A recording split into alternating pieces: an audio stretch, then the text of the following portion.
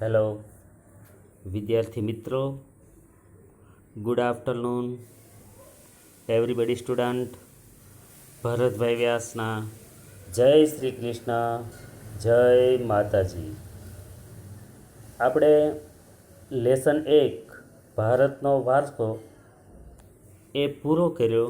આજે આપણે લેસન 2 આગળનો લેસન ભૂગોળનો લેસન 8 કુદરતી સંસાધન જોવાનું છે.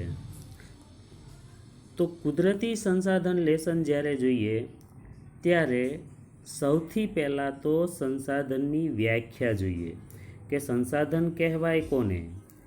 તો વ્યાખ્યા અહીંયા લખી છે, માનવીની જરૂરિયાત અને ઉદ્દેશોની પૂર્તિ માટે વપરાતી સાધન સંપત્તિ. જે વસ્તુ માનવીની જરૂરિયાત અને ઉદ્દેશો પૂરા કરે એને સંસાધન કહેવાય. અર્થાત માનવી વિશિષ્ટ જ્ઞાન અને કૌશલ્ય દ્વારા જેને ઉપયોગમાં લે, જેના પર નિર્ભર હોય તેને સંસાધન કહે છે. એટલે માનવીની જરૂરિયાત જે વસ્તુ સંતોષે, એના ઉદ્દેશ્ય પૂરા કરે એ વસ્તુ સંસાધન છે. એ વસ્તુને માણસ પોતાના વિશિષ્ટ જ્ઞાન અને કૌશલ્યથી ઉપયોગમાં લે તો એ ઉપયોગી બને અને સંસાધન છે. જેમ કે કોલસો અથવા તો તાંબુ. તો તાંબાનો એક દેશ ઓગાળી અને વાસણ બનાવે છે, જ્યારે એક દેશ એ તાંબાનો ઉપયોગ વીજ તાર માટે કરે છે. એટલે જેમ માણસની કૌશલ્ય અને એનામાં જ્ઞાન વધારે હોય અને એના ઉપયોગની શોધ કરે, એ દેશ વધારે વિકાસ પામે. એમ સંસાધન જો તમારી કોઈ પણ જરૂરિયાત સંતોષે, ઉદ્દેશો પૂરા કરે તો એ વસ્તુ સંસાધન બને છે. અહીંયા બીજો ટોપિક તમારી પાસે આવે, કોઈ પણ વસ્તુ સંસાધન બને ક્યારે? કોઈ પણ વસ્તુ સંસાધન બને ક્યારે? તો પહેલી શરત, એ માનવીની જરૂરિયાત સંતોષે ત્યારે. જ્યાં સુધી જરૂરિયાત સંતોષે નહીં ત્યાં સુધી એ સંસાધન નથી. દાખલા તરીકે ખનિજો. તો વર્ષો પહેલાં આપણે એનો ઉપયોગ જાણતા નહોતા, તો એ ખનિજો સંસાધન નહોતા. જેવી વિજ્ઞાને એના ઉપયોગની શોધ કરી, આપણે ખનન પ્રવૃત્તિ હાથ ધરી અને એને ઉપયોગમાં લેવા લાગ્યા, તો એ વસ્તુ બની ગઈ સંસાધન. વર્ષો પહેલાં એમેઝોન વિસ્તારનો પ્રદેશ કોલસાની ભૂમિ હતી અને એ ખરાબાની ભૂમિ કહેતા હતા કે ભાઈ અહીંયા કંઈ ઉગતું નથી, આ જમીન તો ખરાબાની ભૂમિ છે. પણ પછી વિજ્ઞાને કોલસાના ઉપયોગની શોધ કરી કે ભાઈ કોલસો છે આગગાડી, આગબોટ, ઉર્જાના સ્ત્રોત તરીકે, વિદ્યુત ઉત્પન્ન કરવા અનેક રીતે કોલસો ઉપયોગી છે. તો એ કોલસો બની ગયો કાળો હીરો, માણસ માટે સંસાધન બની ગયો. કેમ? તો કે એણે જરૂરિયાત સંતોષી. જ્યારે કોઈ પણ વસ્તુ માનવીની જરૂરિયાત સંતોષે ત્યારે એ સંસાધન બને છે. આમ ત્રણની પારસ્પરિક ક્રિયાથી વસ્તુ સંસાધન બને છે. 3 પરિબળોની પારસ્પરિક ક્રિયા. કયા 3 પરિબળોની પારસ્પરિક ક્રિયા અને એનાથી સંસાધન બને? માનવ, કુદરત અને સંસ્કૃતિ. માનવ કેમ? તો કે માનવ છે એ પોતાના વિશિષ્ટ જ્ઞાન અને કૌશલ્યથી એ વસ્તુના ઉપયોગ શોધે છે, ઉપયોગમાં લે છે. કુદરત તો એ જમીન, એ દેશને એ વસ્તુ પૂરી પ્રાપ્ય થાય છે, કુદરતી છે. ત્રીજું સંસ્કૃતિ, એટલે ઉપયોગમાં લેવાની આવડત. આમ ત્રણની પારસ્પરિક ક્રિયાથી વસ્તુ સંસાધન બને છે. હવે આગળના ટોપિક છે સંસાધનના ઉપયોગ. તો સંસાધનના ઉપયોગ તપાસીએ. સંસાધનો અનેક રીતે ઉપયોગી છે. ખેતીથી માંડી અને ઉદ્યોગ સુધી તમામ પ્રવૃત્તિમાં સંસાધન ઉપયોગમાં આવે છે. તો સંસાધનનો પહેલો 3 ઉપયોગ છે. આ 3 તમને 2 ગુણમાં પૂછાય છે. પહેલો પ્રશ્ન એવો આવે કે સંસાધનનો ખોરાક તરીકે ઉપયોગ જણાવો, સંસાધનનો કાચા માલના સ્ત્રોત તરીકે ઉપયોગ જણાવો, સંસાધનનો શક્તિના સાધન તરીકે ઉપયોગ જણાવો, તો સૌથી પહેલાં સંસાધનનો ખોરાક તરીકે ઉપયોગ તપાસીએ. તો સંસાધનનો ખોરાક તરીકે ઉપયોગ કયો? સંસાધનનો ખોરાક તરીકે ઉપયોગ કયા સંસાધનો ખોરાકના ઉપયોગમાં આવે? ખોરાક અને અન્નના ઉપયોગમાં.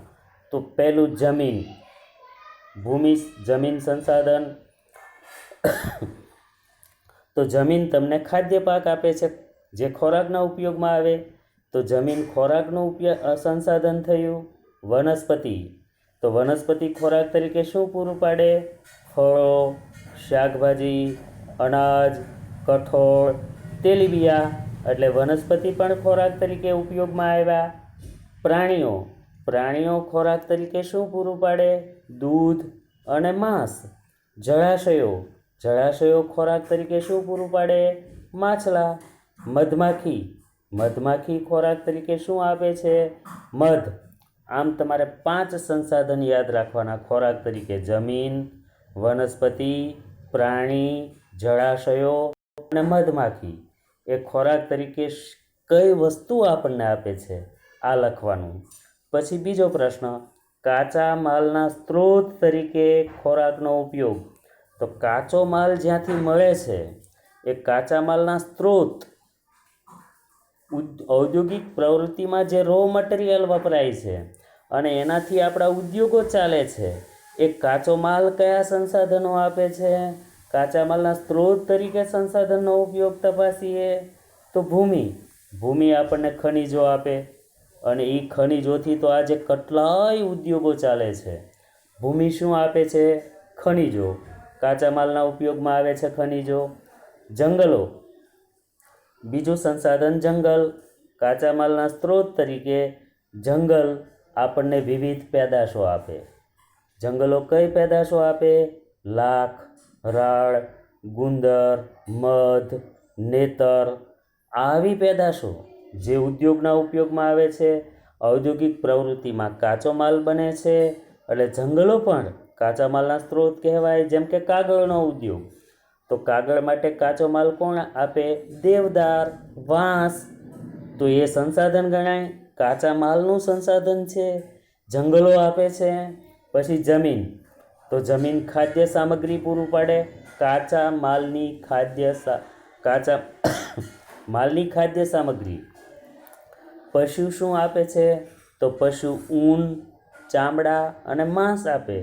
પશુથી પણ ઉદ્યોગો ચાલે છે. ઔદ્યોગિક પ્રવૃત્તિમાં પશુ દ્વારા કાચો માલ અપાય. જેમ કે હોશિયારી ઉદ્યોગ, ગરમ વસ્ત્રના ઉદ્યોગ, એમાં ઊન તમને પશુ આપે છે. ચર્મ ઉદ્યોગ, ચામડાનો ઉદ્યોગ, પાકીટ, પટ્ટા, ચપ્પલ જે બને એમાં પશુ તમને ચામડા આપે છે. આમ કાચા માલના સ્ત્રોત તરીકે સંસાધનો ઉપયોગી છે. હવે ત્રીજો ઉપયોગ સંસાધનનો, શક્તિના સાધન તરીકે ઉપયોગ. તો શક્તિના સાધન તરીકે સંસાધનનો કયો ઉપયોગ થાય? શક્તિના સાધન તરીકે કયા સંસાધનો ઉપયોગમાં આવે? કોલસો, કુદરતી વાયુ, પેટ્રોલિયમ, એ તમને બળતણ પૂરું પાડે છે. ઉર્જા મેળવવા માટે ઉપયોગમાં આવે છે. ઉપરાંત વીજળી મેળવવા માટે સૂર્યપ્રકાશ, પવન, ભરતી ઉર્જા, ધોધ, આ બધું ઉર્જા મેળવવાના ઉપયોગમાં આવે છે. આમ સંસાધનના આપણે 3 ઉપયોગ જોયા: ખોરાક તરીકે ઉપયોગ, કાચા માલના સ્ત્રોત તરીકે ઉપયોગ, શક્તિના સાધન તરીકે ઉપયોગ. સંસાધન કોને કહેવાય?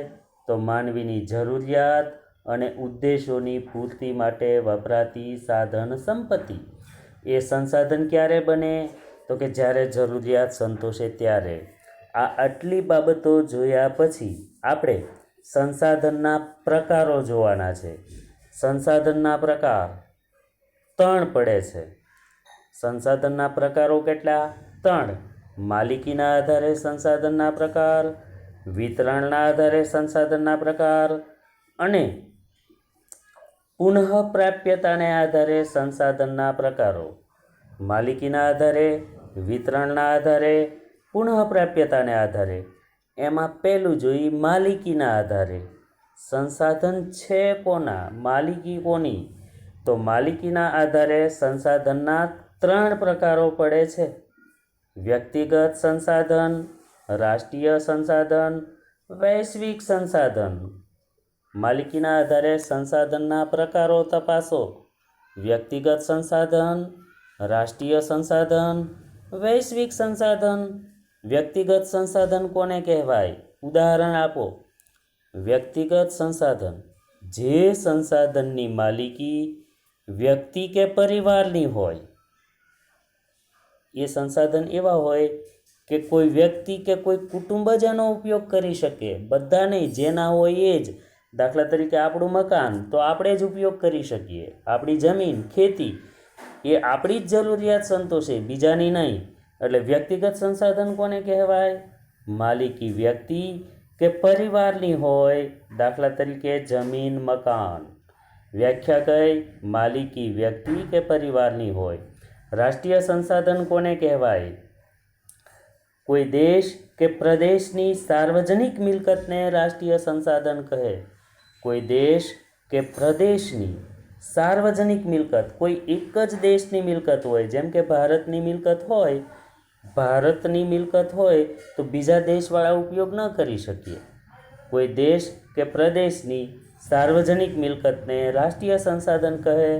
દાખલા તરીકે લશ્કર અને આંતરરાષ્ટ્રીય વ્યાપાર. પછી આવે વૈશ્વિક સંસાધન. તો વૈશ્વિક સંસાધન કોને કહેવાય?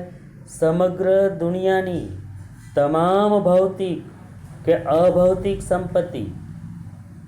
સમગ્ર દુનિયાની તમામ ભૌતિક કે અભૌતિક સંપત્તિ જેનો ઉપયોગ માનવ કલ્યાણમાં થતો હોય એ વૈશ્વિક સંસાધન છે. વિશ્વના દરેક દેશો એનો ઉપયોગ કરી શકે. તમામ ભૌતિક કે અભૌતિક સંપત્તિ જો માનવ કલ્યાણના ઉપયોગમાં આવતી હોય તો એ વૈશ્વિક છે. દાખલા તરીકે વાતાવરણમાં રહેલા વાયુ. માલિકીના આધારે સંસાધનના ત્રણ પ્રકારો જોયા: વ્યક્તિગત સંસાધન, રાષ્ટ્રીય સંસાધન, વૈશ્વિક સંસાધન. હવે આપણે વિતરણના આધારે સંસાધનના પ્રકારો જોવાના છે. વિતરણના આધારે તો વિતરણના આધારે તપાસીએ. વિતરણના આધારે સંસાધનના પ્રકારો કયા, કેટલા અને કયા કયા? વિતરણ એટલે સંસાધનો છે ક્યાં. ઘણા સંસાધનો એવા છે કે દરેક જગ્યાએ મળે, કોઈ પણ દેશમાં હોય. ઘણા સંસાધનો એવા છે ખરા, બધે જ છે, પણ એને મેળવવા માટે મહેનત કરવી પડે, વાપરવા યોગ્ય બનાવવા પડે. ઘણા સંસાધન એવા છે કે એના પ્રાપ્તિ સ્થાનો મર્યાદિત છે, અમુક દેશમાં જ છે. જ્યારે ઘણા સંસાધનો એવા છે કે વિશ્વમાં એક બે જગ્યાએ જ છે. આમ ચાર પ્રકાર પડે. પહેલો પ્રકાર સર્વસુલભ સંસાધન. વિતરણના આધારે સંસાધનના પ્રકારો: સર્વસુલભ સંસાધન, સામાન્ય સુલભ સંસાધન, વિરલ સંસાધન, એકલ સંસાધન. સર્વસુલભ કોને કહેવાય? બધે જ હોય, મેળવવા માટે પ્રયત્ન નહીં, એની જાતે આવે, આપણે એનો સીધો ઉપયોગ કરી શકીએ. તો સર્વસુલભ સંસાધન કયા? વ્યાખ્યા શું? સર્વસુલભ સંસાધન એની વ્યાખ્યા: વાતાવરણમાં રહેલા ઉપયોગી વાયુને સર્વસુલભ સંસાધન કહે. દાખલા તરીકે નાઇટ્રોજન અને ઓક્સિજન. સર્વસુલભ સંસાધન કોને કહેવાય? વાતાવરણમાં રહેલા ઉપયોગી વાયુને સર્વસુલભ સંસાધન કહે. દાખલા તરીકે નાઇટ્રોજન અને ઓક્સિજન. સામાન્ય સુલભ સંસાધન કોને કહેવાય? ઉદાહરણ આપો. જો સર્વસુલભ સંસાધનને મેળવવા માટે કોઈ પ્રયત્ન નહીં, બધી જ જગ્યાએ છે. જ્યારે સામાન્ય સુલભ સંસાધન છે બધી જગ્યાએ, પણ ઉપયોગમાં લેવા માટે એને થોડી મહેનત કરવી પડે. તો સામાન્ય રીતે થોડી મહેનતથી પ્રાપ્ત થતા સંસાધનને સામાન્ય સુલભ સંસાધન કહે છે. સામાન્ય સુલભ એટલે શું? તો કે સામાન્ય રીતે થોડી મહેનતથી પ્રાપ્ત થતા સંસાધન, થોડીક મહેનત, તેને સર્વસુલભ સંસાધન કહે. સુલભ એટલે સરળ. સામાન્ય સુલભ સંસાધન કહે છે. સર્વસુલભ એટલે વાતાવરણના ઉપયોગી વાયુ બધે જ છે. સામાન્ય સુલભ એટલે એ છે બધે, પણ થોડી મહેનતથી પ્રાપ્ત થતા સંસાધન સામાન્ય સુલભ કહેવાય. કયા? તો કે જમીન, જળ, ભૂમિ અને ગોચર.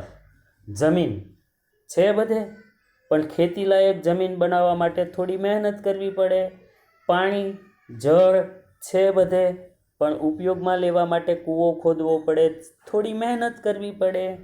એમ ગોચર, ભૂમિ આ બધા સામાન્ય સુલભ સંસાધન છે. જ્યારે વિરલ સંસાધન કોને કહેવાય? તો જેના પ્રાપ્તિ સ્થાનો મર્યાદિત હોય, પ્રાપ્તિ સ્થાનો એના મર્યાદિત હોય એને વિરલ સંસાધન. દાખલા તરીકે ખનિજો એ વિરલ સંસાધન છે, બધે નથી, પ્રાપ્તિ સ્થાનો થોડા મર્યાદિત છે. જ્યારે એકલ સંસાધન કોને કહેવાય? જે દુનિયામાં એક બે સ્થળેથી જ મળે તેને એકલ સંસાધન કહે. એક બે સ્થળેથી જ મળે, દુનિયામાં એક બે સ્થળેથી જ મળતા સંસાધન. એનું ઉદાહરણ એક જ યાદ રાખો, ક્રાયોલાઇટ ખનિજ જે ગ્રીનલેન્ડમાંથી જ મળે છે, એક જ દેશમાંથી. આમ આપણી પાસે વિતરણના આધારે ચાર પ્રકાર પડે: સર્વસુલભ, સામાન્ય સુલભ, વિરલ અને એકલ. હવે ત્રીજો પ્રકાર અહીંયા આપણે જોયો તો પુનઃપ્રાપ્યતાને આધારે. તો પુનઃપ્રાપ્યતાને આધારે સંસાધનના પ્રકારો કયા કયા? પુનઃપ્રાપ્યતાને આધારે સંસાધનના પ્રકારો પડે છે એ બે પ્રકારો પડે: નવીનીકરણ સંસાધન, અનવીનીકરણ સંસાધન. પુનઃપ્રાપ્યતાને આધારે સંસાધનના પ્રકારો જણાવો. નવીનીકરણ, અનવીનીકરણ. નવીનીકરણ સંસાધન કોને કહેવાય? તો કે જે સંસાધનો ચોક્કસ સમયમાં આપમેળે પ્રાપ્ત થાય અને અખૂટ હોય, એની જાતે એની પૂર્તિ થયા જ કરે. તમે 2-5 ઉપયોગમાં લ્યો તો બીજા 15 તૈયાર જ હોય, ખૂટે નહીં, અખૂટ હોય, એને નવીનીકરણ કહેવાય. ચોક્કસ સમયમાં આપમેળે પ્રાપ્ત થાય અને અખૂટ હોય એ નવીનીકરણ. દાખલા તરીકે સૂર્યપ્રકાશ અખૂટ છે, ગમે તેટલો ઉપયોગ કરો એ ખૂટવાના નથી, આપમેળે પ્રાપ્ત થાય છે, ચોક્કસ સમયમાં આપણને મળે છે. પશુ પક્ષી પણ નવીનીકરણ. પશુ પક્ષી કઈ રીતે? તો કે એ જાતે પેદા થવાની ક્ષમતા ધરાવે છે, આપમેળે પ્રાપ્ત થાય છે, અખૂટ છે. કઈ રીતે? તો કે આપણી સોસાયટીમાં આ વર્ષે 15 પશુ છે અને આવતા વર્ષે 15ના 20 થાય. નવીનીકરણ. જાતે પેદા થવાની ક્ષમતા ધરાવે, અખૂટ, ચોક્કસ સમયમાં આપમેળે નિર્માણ પામે, એને નવીનીકરણ કહેવાય. જ્યારે અનવીનીકરણ સંસાધન કોને કહેવાય? તો અનવીનીકરણ જે સંસાધન અનવીનીકરણ જે સંસાધન એકવાર ઉપયોગ કર્યા પછી ફરીવાર બનાવી શકાતા નથી એ નવીનીકરણ. એકવાર તમે ઉપયોગમાં લીધો, બીજી વાર નહીં, એ ખૂટી જાય છે. ખૂટી ગયા પછી એ જમીન પણ કંઈ ઉપયોગમાં આવતી નથી અને ત્યાં સંસાધનોનો જેટલો જથ્થો છે એટલો જ આપણને મળે. જેમ કે એક ખાણમાં જેટલો કોલસો છે બન્યો છે એટલો જ આપણને મળવાનો છે. એ કાઢી લ્યો પછી એ ભૂમિ કંઈ ઉપયોગમાં આવતી નથી કે નવો કોલસો અંદર બનતો નથી. આમ જે સંસાધન એકવાર ઉપયોગ કર્યા પછી ફરીવાર બનાવી શકાતા નથી તેને અનવીનીકરણ સંસાધન કહે. દાખલા તરીકે ખનિજો એ અનવીનીકરણ. આમ આપણે સંસાધનના પ્રકારો 3 રીતે જોયા: માલિકીના આધારે, તો કે વ્યક્તિગત સંસાધન, રાષ્ટ્રીય સંસાધન અને વૈશ્વિક સંસાધન. વિતરણના આધારે સર્વસુલભ સંસાધન, સામાન્ય સુલભ સંસાધન, વિરલ સંસાધન, એકલ સંસાધન. પુનઃપ્રાપ્યતાને આધારે તો કે નવીનીકરણ સંસાધન, અનવીનીકરણ સંસાધન. એટલે સુધી રાખીએ. ધન્યવાદ. Good good.